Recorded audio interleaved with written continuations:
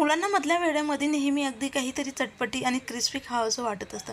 त्यासाठी आज आपण वर्षभर टिकणारे वाळवणाचे कुरकुरे, बटाटे आणि पोहेचे कुरकुरे बनवणार आहोत। पोहेचं अशा पद्धतीने आपण पीठ तयार करून लगेच त्याला चाळणीने गाळून घेणार।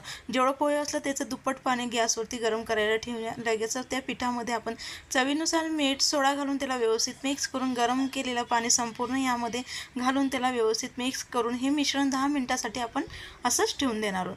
ह्या मिश्रणामध्ये आपण उकळून घेतलेले बटाटे मिक्स करणार आहोत। त्यासाठी उकळून घेतलेले बटाटे अगदी बारीक असं किसून त्यामध्ये मिक्स करून आता हे मिश्रण आपण तयार करून घेतले। साईडला एक साचा घेऊन त्या साच्यामध्ये आपण जेवढं मिश्रण बसेल तेवढं भरून आवडीनुसार लहान मोठे आता प्लॅस्टिकच्या पिशवीवरती आपण कुरकुरे हे तयार करून घ्यायचे। बघू शकाल अशा पद्धतीने कुरकुरे हे तयार करून 2 दिवस आपण उन्हामध्ये वाळून लगेच तिसऱ्या दिवशी आपण तेलामध्ये तळून बघूया। अगदी परफेक्ट असे आपले चटपटीत वर्षभर टिकणारे मुलांना आवडतील असे कुरकुरे तयार।